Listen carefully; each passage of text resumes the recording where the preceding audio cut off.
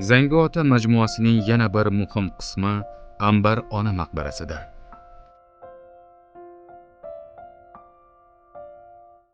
Bu me'moriy obida Zangiota maqbarasining janubi-g'arbida joylashgan bo'lib, peshtoq, ziyoratxona va xilxonadan iborat.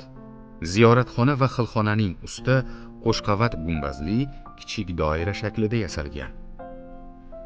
Maqbaraga oq marmardan qabrtosh qo'yilgan. Uning sirtiga arabiy xatlar va nafis naqshlar qo'yilgan.